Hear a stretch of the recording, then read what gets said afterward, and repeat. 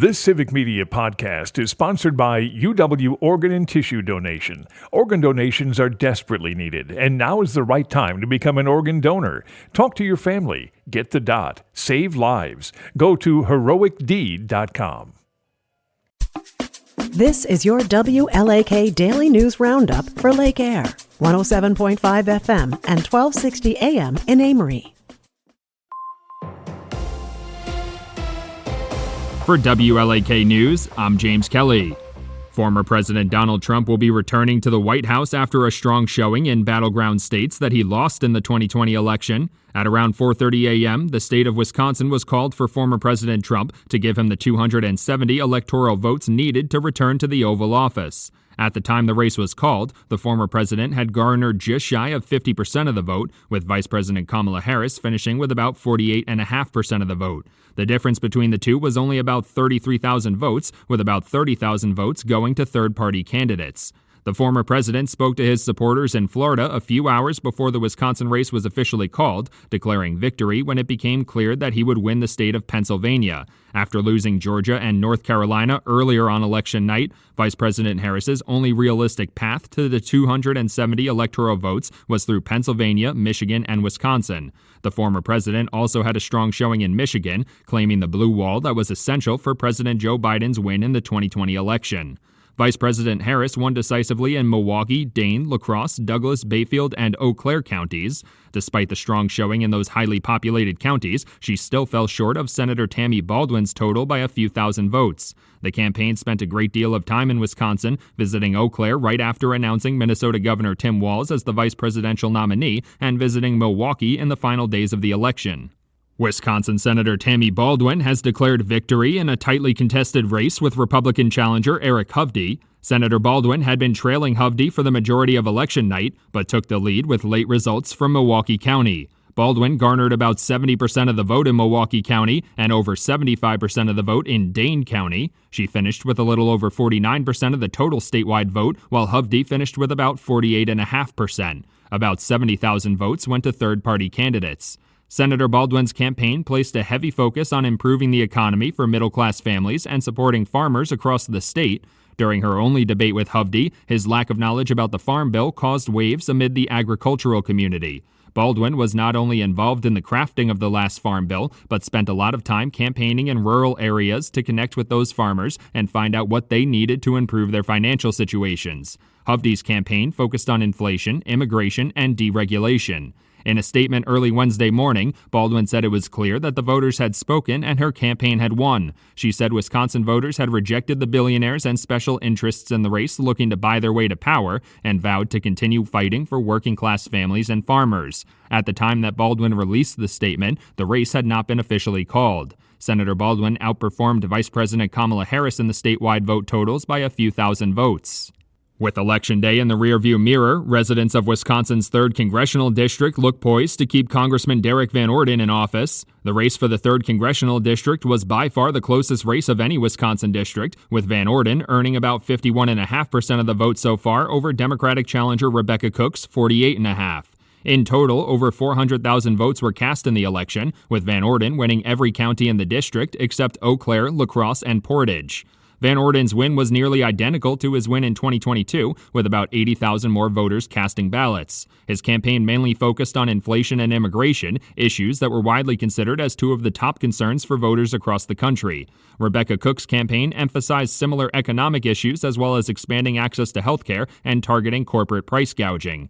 Cook also placed a heavy emphasis on connecting with voters in their home communities and energizing college students to get themselves and their friends to the polls. Because the margin of victory was so tight, the race still has not been called hours into Wednesday morning. It will be the last congressional race in the state to be called, with no other races finishing with a single-digit difference. In the 2022 election, Van Orden flipped the district to Republican control for the first time since the 1996 election. Former Congressman Ron Kind had held the seat for the Democratic Party from 1997 until he retired in 2023. In the early hours of Wednesday morning, Van Orden declared victory on X, formerly known as Twitter. A Superior police officer has been removed from the force after being accused of lying on a police report to charge a suspect with a felony. According to Douglas County District Attorney Mark Fruhoff, Officer Jared Rankala allegedly wrote police reports about an April 13th disorderly conduct incident, claiming the suspect slammed his squad car's door on his hand. Body camera footage showed Rankala saying the suspect almost slammed his hand with the door. The investigation caused 40 criminal cases involving Rankala to be dismissed. For WLAK News, I'm James Kelly. The Packers trade Preston Smith. Hi, I'm Mike Clemens with sports. Preston Smith has been a reliable linebacker on the Packers defense since Matt LaFleur took over as the head coach. But the team traded Smith to the Pittsburgh Steelers for a 7th-round pick. The Steelers will also take over his contract, saving the Packers over $17 million next season. GM Brian Gutekunst met with the media. Thanks to Preston Smith.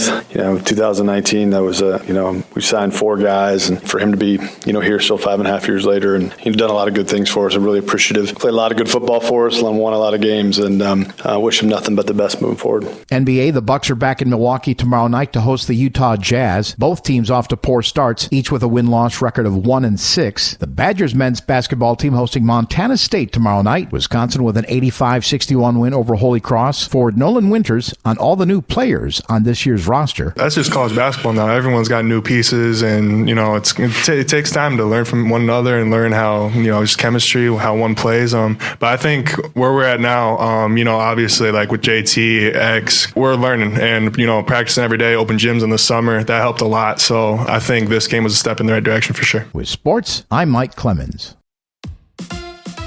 On your entertainment beat, I'm Pete Schwaba. Some people cannot get enough of The Walking Dead, or its many spin-offs. The Walking Dead Daryl Dixon gave a sneak peek at Season 3 after Season 2 wrapped up Sunday night. Season 3 will keep Daryl in Europe along with Carol. The 2 zombie fighters will find themselves in Spain for the new season, but there is no word on exactly how they ended up there. Seasons 1 and 2 were shot in France. The twosomes' goal, according to The Hollywood Reporter, is to get back home to the U.S. and their fellow Walker Slayers. There is speculation that the recently released Juror No. 2 could be Clint Eastwood's last film. Critics and those in the Eastwood camp expressed disappointment the film was only released in 50 theaters last weekend, despite the consensus that the film is very compelling and received a 91% on Rotten Tomatoes. At the very least, we have something good to stream very soon. Barbenheimer 2.0 is just around the corner, with films Gladiator 2 and Wicked kicking off the holiday box office season in a couple weeks. However, last weekend's box office did not impress. The movie Here, starring Tom Hanks, Robin Wright, and directed by Robert Zemeckis, landed with a thud on opening weekend. Here did not review particularly well, and audience approval is hovering at around 60%. The film whiffed big time with only a $5 million opening weekend, which landed it in 5th place overall. Repeating as box office champ following its opening weekend is Venom: The Last Dance. The 3rd and final chapter of DC's Venom franchise took in $26 million domestically. Rounding out the top 5 are The Wild Robot in 2nd place, Smile 2 at number 3, and Conclave at number 4. Another disappointment at the box office was Liam Neeson's new action film Absolution, which finished in 12th place, barely cracking $1 million.